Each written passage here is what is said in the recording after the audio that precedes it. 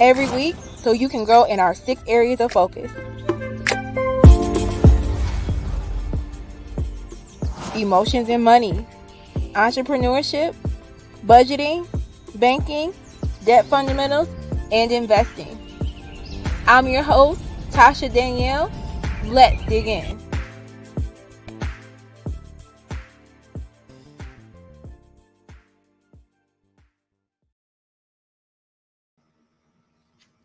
Hi everyone, welcome to Financial Garden Live.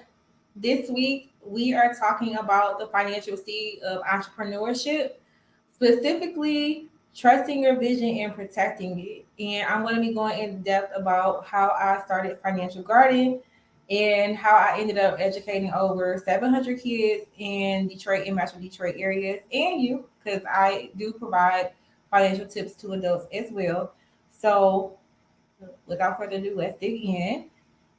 So, how did I start Financial Guardian? That is a question I'm always emailed, DM'd. Just how did I actually start? There are so many people who want to provide financial education to kids, who want to just start a business in general. And it's always, how did you get started? And the short answer is I'm always like, I just did it. I just got started. But in reality, it was a kind of a buildup of everything. Okay, there's a fly here. When you go live, stuff happens. I'm like, this fly is driving me crazy. And of course, it's going to come out when I go live. But I started, the why behind Financial Guardian has always been during my journey of paying off debt. I realized that my peers didn't have the money mindset that I had. And I felt like it was because my grandmother talked to me about money. And then the other side of it was I was a math tutor in Detroit. And I realized that there was a gap between students understanding math and money. Like whenever I would make a financial literacy reference, it was always a deer in headlights look that I was given. So that was the why. But how did I get started? The long journey of it all. I decided to share with you all because I did a podcast a week and a half ago, recorded it with Tony, who's the founder of Power Org Math, a nonprofit in Detroit. And I really went in depth about how Financial Garden came to be. So I am a Christian and I was doing the Daniel fast. And during this Daniel fast, I was really on a journey for my purpose. I mean, I read Purpose Driven Life. I think that's the name of it by Rick Warren. I was just all about purpose, purpose, purpose. And I was reading all these books and I'm like, none of this is like linking to what I wanted, like not what I wanted to do, but it wasn't really connecting with me. It didn't bother me. So when I was fasting, I really was fasting for my purpose. And I'm a CPA and we have to take continuing education classes every year. And I was bored because it was one of the topics that you hear every year. You have to get a certain amount of continuing education in different categories. And it was about fraud and how to identify accounting fraud and all that stuff. And nothing really fundamentally changes with it. So if the instructor is not really entertaining, you're going to be bored out of your mind. So I'm sitting there like, man, this man, how much is he making doing this? So I'm looking at all the people in the classroom. We all pay $300 to be there to get this credit for our licensing. And I'm like, he probably recycled this information. I'm just going all like I'm just literally just kind of zoning out from this training. So don't tell anybody that, but I was just not really paying attention. And I'm like, he's making a lot of money just from his expertise in this. He was well received, like as far as the organization that picked him to come in and present and teach this. He had his own consulting, and he was considered an expert because of his years of experience. And when I'm sitting there thinking like it must be nice to just teach off of your experience and monetize it, and I'm like, why am I not doing this? And it literally came to me the 6 financial seeds now in Financial Garden. At the time, it wasn't any seeds, it wasn't even a name. And so I'm like, okay, I wrote down what I thought students should really learn about money. And that was number one, emotions and money. We all know what to do with money, but we struggle with actually applying it. And I felt like that was something that should be taught at an early age. The second thing that I wrote down was entrepreneurship, aka kidpreneurship. and I teach that to kids. And so much so later, years later, I wrote a kids book called Amina's Bracelets. And I wrote that story to teach kids about kidpreneurship and how to reach a financial goal. And currently, Financial Garden is on a mission to teach 10,000 kids about entrepreneurship with Amina. So you can head over to financialgarden.com and purchase a copy if you so choose to plant a financial seed in a child's life. But anyway, kidpreneurship, entrepreneurship, and then the third was budgeting because I was in the process of paying off debt, and I know a lot of people came to me about budgeting. The fourth one was debt fundamentals. The fifth, banking, and then this last was investing.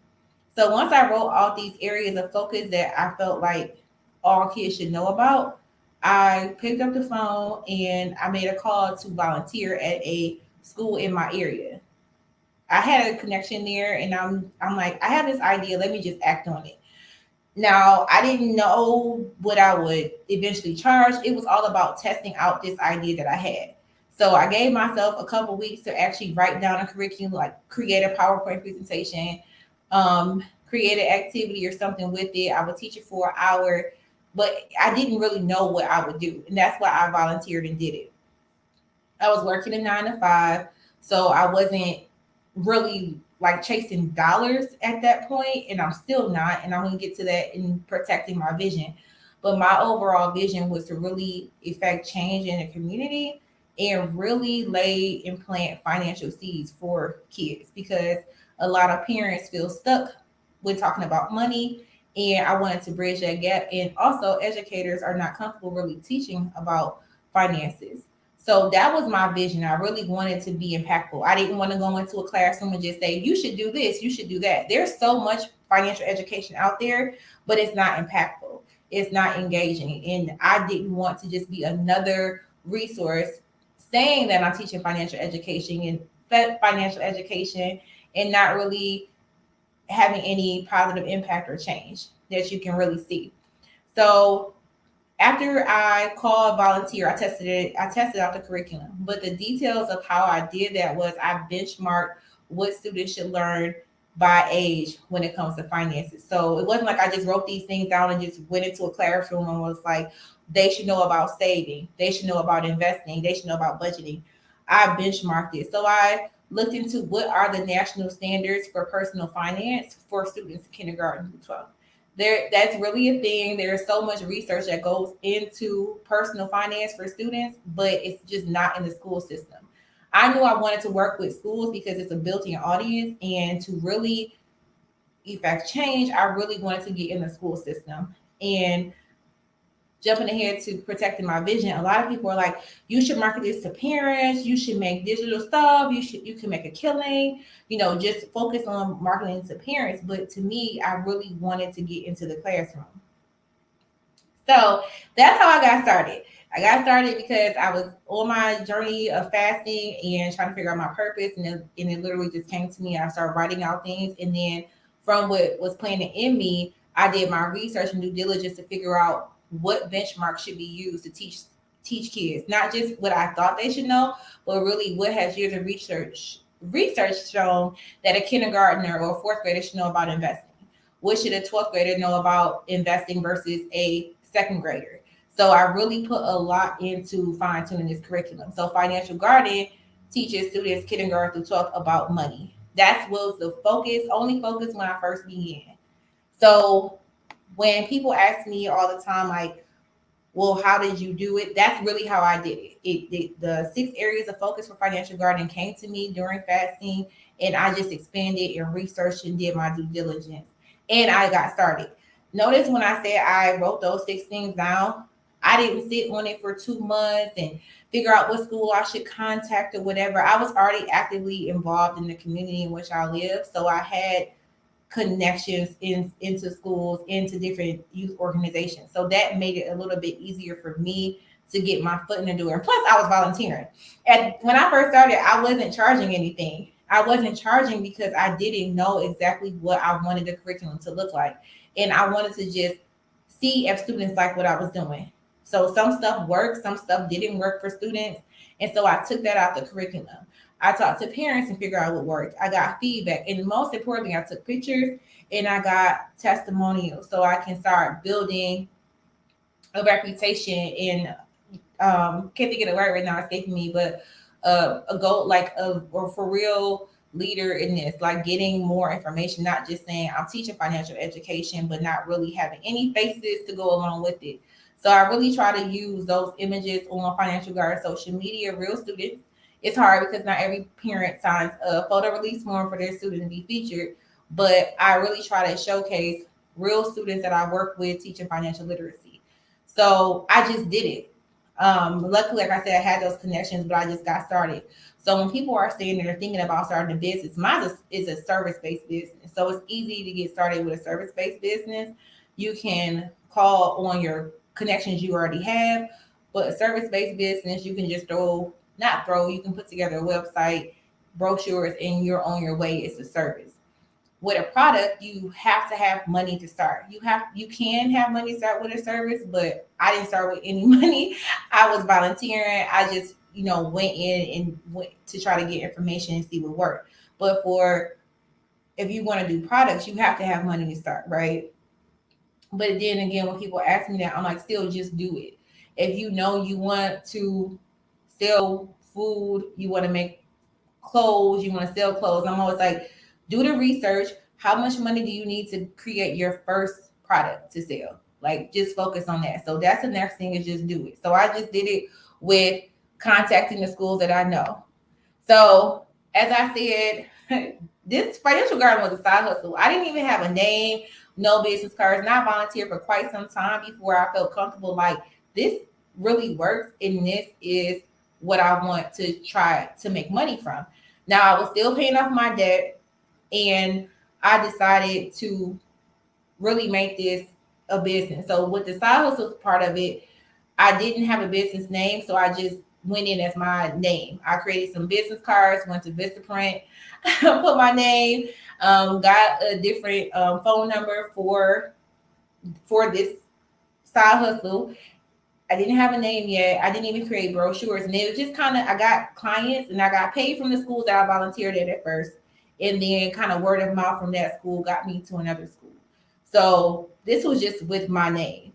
Now I'm having money coming in, which is helping me pay my debt off. So this was my first side hustle. I never thought I would be an entrepreneur side hustle ever. My whole focus in school was I was a double major. I'm going to be an accountant, probably go on and get my PhD because I majored in psychology as well, and really just focus on those two things and climb the corporate ladder, get into the C-suite. That was always my goal in college, and never thought about having my own business. So this was my first time, like, for real side hustling, and it was working for me. It was extra cash coming in, but I got to the point where I'm like, this is something that I really wanted to do. Like, I really want to scale this up, and I eventually want to make this a business, but I didn't know what the business name would be.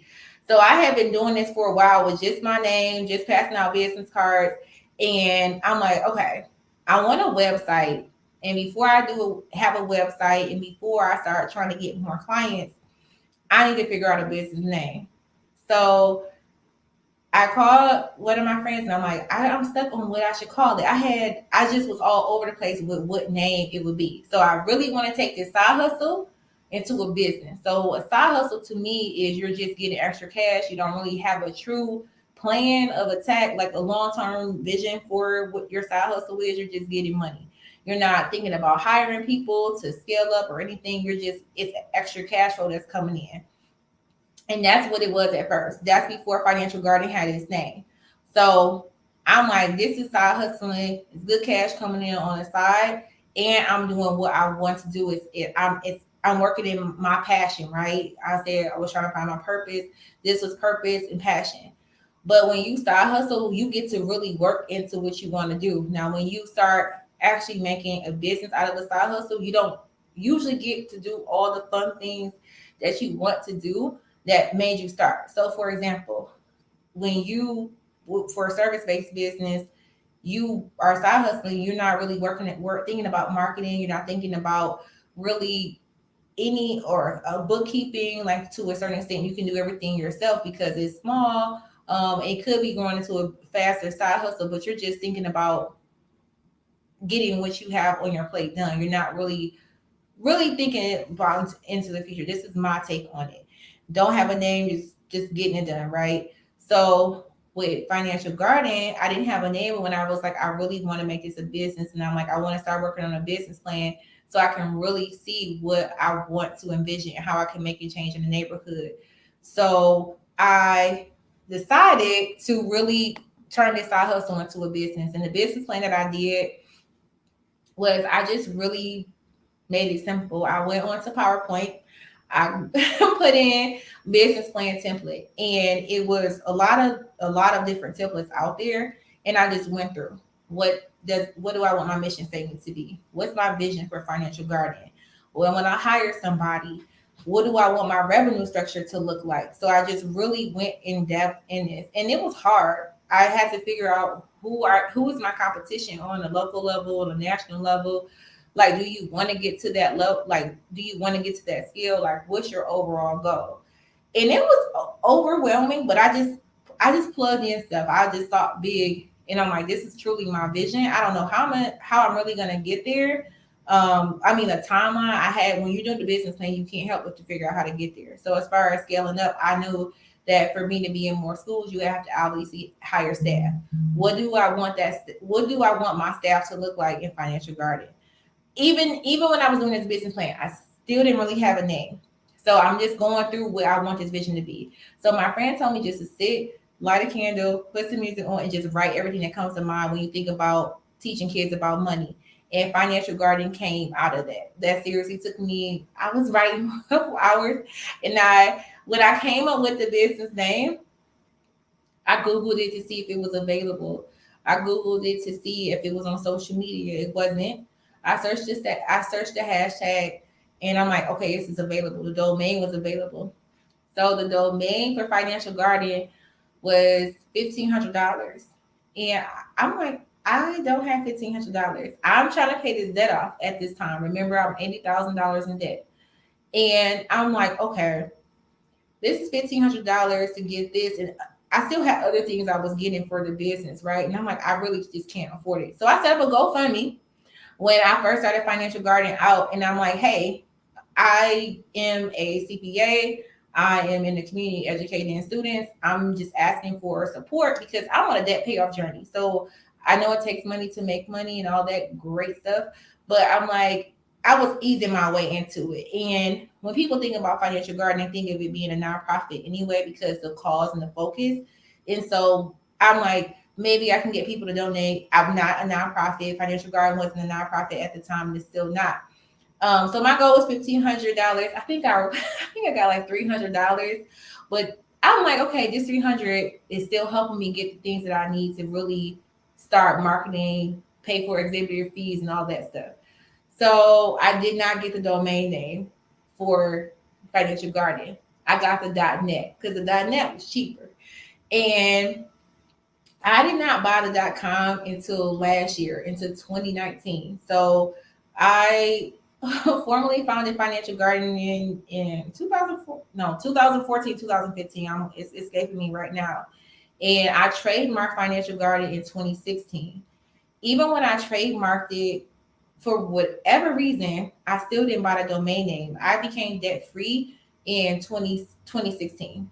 Oh, well, I paid off all my debt because I bought a house, so I'm not debt free now. So I never say I'm debt free because I have a mortgage and stuff. So anyway, I am like, okay, I I have Financial Garden trademarked. I already had LLC for Financial Garden. The domain name had went up to like 2000, a little over $2,000 at that point. I'm like, I $2,000 for a domain name. I went through trademarking it, but I didn't buy the domain name. So I'm just being really transparent with y'all. Like, I'm like, wow, this is too much. It's one expense. So it took me into 2019 to buy that domain name. I'm kind of ashamed to say that it took me that long to buy the .com. And when I bought the .com, it was $3,000. So let's just say it was 2015. I was looking at the domain name. Almost four years later, the price of the domain doubled. And the domain name was so high because of the popularity of the name and when people search it. So that was a big pill I had to swallow. But I just want to. That's just one of my things. When I tell people when they have a business name, they think it's catchy or whatever. I'm always like, trademark it, register it, whatever that is. But then I'm like, also buy the domain name in every format. Buy the .com, buy the .info, whatever it is. But if the .com is so expensive, if you really want to hold on to the name, thank goodness I was able to still buy that name 4 years later. Didn't have to buy it from someone else who had it marked up at like $20,000. But buy the domain name that you know is going to be for your business and go through and trademark it if you think this is really going to catch and you're really going to stick onto it, because you can file an LLC in your state and somebody else in another state can still have that same business name. So that is one tip while I'm talking about trust your vision and protecting it. Protecting it, one great way to protect it is intellectual property, trademarking, and registering with the government, the federal government, your name. So trust your vision and protect it. So moving on to my business plan. When I did the business plan, I didn't have a name for Financial Guardian, but I did know how I had idea on how I wanted to scale up and really make this something that could be full time for me and get out of my 9 to 5. So after doing the business plan, I'm like, okay, it's time to pitch to clients.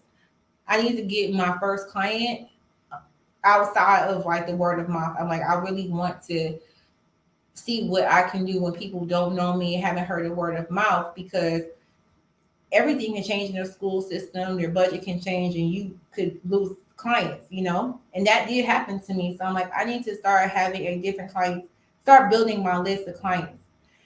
So that meant going to a conference for me, doing financial education services for kids. I went to a conference and paid an exhibitor fee. Oh my God, y'all. When I first did my first conference, I made my own brochures. I still was paying off my debt. So I was being super frugal with starting this business. When I really decided, like I said, I know I found it in 2014 and 2015. So I was still paying off my debt. And I had money coming in because it was a side hustle at first. But I'm like, okay, even with this debt payoff journey, this is something I really want to do and I need to do, because I can make a return on this. It's not just throwing money down the drain. So when I had my business budget, it was very small, like this small, because I didn't want to go over the money that I was bringing in when I had for the side hustle money didn't get saved for Financial Guard. It went to paying my debt. So now I'm trying to start something different and I have to put money into it. So I'm like, had this small budget.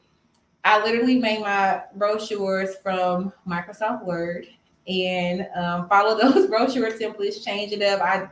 Luckily I can write, and I knew how I wanted to word it and kind of make certain stuff catchy. Now I look back at the first brochure and I'm like, that was trash. I can't believe I did that, but it got me clients. So I did my own brochures. I made some flyers, had them on a table, and I'm like, I'm here. I was so proud of myself for doing that and having Financial Guardians banner and having this name that took me forever to think of. Like this was a few years in the making, you all. Like when I went to my first conference and pitched. So yeah, I got started right away teaching in schools, getting the data that I needed, getting testimonials, seeing that I can impact change. But this was a few years later when I'm actually in conferences with a business name, with brochures, and pitching to clients.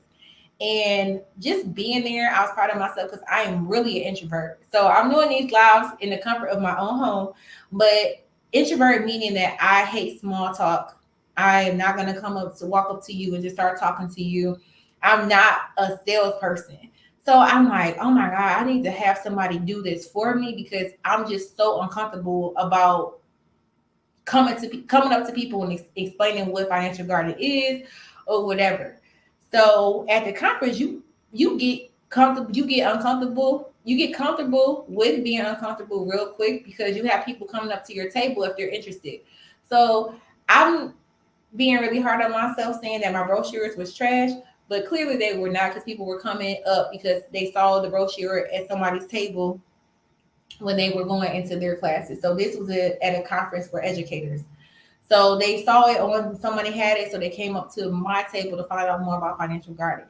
So I did something right, and I had to constantly explain what financial gardening is over and over. This was my first time really doing this, because when I was getting clients before, it was kind of word of mouth. I was comfortable with these people that I knew. I had relationships with them. If I didn't have a relationship with them, someone that I did kind of threw me that alley oop over to them. So I didn't really feel like I was starting from scratch. But at this conference, I was. So pitching to clients, potential clients, it was your elevator speech over and over again. And you can just see if someone was interested right away, and if they just did not care. They were like, okay, yeah, no, I don't know. No, thank you. And it's like, my heart is just like broken. Like, I'm thinking, when you have a business, if you are starting a business, you have to get comfortable with getting rejected, people not being interested in your business at all. And then it's different when it's to your face. I was like, what do you mean? Like, I'm thinking financial gardening is the best thing on the planet. I'm educating the youth. Like, how would you not, financially educating the youth, I'm sorry, how would you not like it? But clearly some people did not. And taking that rejection in the face. And then some people who are saying they're interested, getting my information, and we're exchanging stuff, exchanging emails and all that stuff, business cards. So that was exciting. But this is just interest. It's not like it's a definite sale. So that was my first time realizing like client follow up and all this other stuff, like potential client follow up from it. But from that conference, with me getting comfortable with being uncomfortable and pitching to strangers, I met another entrepreneur. He had a business that he started a few years ago. At that time, it was really successful. And came over to my table and was like, how long have you been doing this? I'm like, a few years, but just, just really, just not really putting financial garden out there. This is the first conference I've done. This is the first time I've actually like pitched and marketed. Yeah, I had a Facebook page, I had a website at the time, but this is my first time marketing it. And he was like, okay, it's just you? I'm like, yeah. At the time, it was just me. He was like, you're going to schools? I'm like, yeah. He's like, so you go to the schools, you do everything in your business. You do the marketing, you do the selling. I'm like, yes. He's like, how are you going to scale up? And I wrote it down in my business plan, but when somebody was asking me that and challenging me on how am I going to scale up in my business, I was just like, I had to answer, but I didn't feel comfortable sharing it because it really wasn't any actionable steps that I had taken towards that. And I was like, you know what? I don't know. I'm just proud of myself for being here. I was like, I work in 9 to 5, so my aspirations was the C-suite. So it's changed with doing this. So I have a scale up plan, but it's gonna take me a minute to get there. And he was like, oh, okay. So he gave me some pointers on how he started scaling up his business. And now I hear that, and I'm actually listening to what he said like from a few years ago. But to me, I just was proud of myself for being out there and put myself out there to pitch to people. And some of his ideas to scale up, I just didn't agree with because, yes, financial garden is for profit and you need revenue to scale up and different things like that. But some of the things he was saying was just like truly just chasing dollars. And I really want to improve the financial lives of students and the parents that I reach. So when I teach to a school, when I go into a school, students go home and tell their parents about it. So financial garden teaches curriculum for the whole school year. If an organization or school doesn't have the budget to do a full school year, then it will be done on a basis of whatever package works for you with fit your budget. But it's always, the main goal is really to see if this is impactful. Doing pre-assessments and post-assessments for students to really see. Sending out newsletters to parents that are there, hosting parent nights so parents can improve their finances. But when your student is coming home every week talking about money, parents get interested. They have questions. They're like, okay, my child is coming home and talking about budgeting and their financial garden dollars and all this stuff, and I have a few questions for you. So you start with the child and it's going to reach the whole community. That was the whole point in behind financial gardening. So, and not talking at students, but talking with students, talking with parents, not being condescending on you should be doing this and all, and just saying all the facts, but really trying to understand their story and getting them to reach their financial goals. Like that was the overall vision for financial gardening. So a few of the suggestions just didn't align with what I wanted to do. So that's again going back to trusting your vision and protecting it. I talked about trusting your vision and protecting it from a legal standpoint with your business name. And this is just always this is talking also about what you truly see for your company as a whole. So staying true to my vision.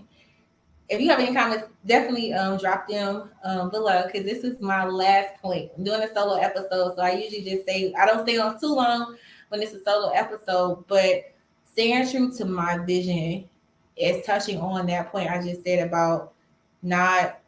I want financial guardian to operate with integrity, and I want the schools and organizations I work with to make sense. So I have declined some organizations because they didn't really care about their students attending.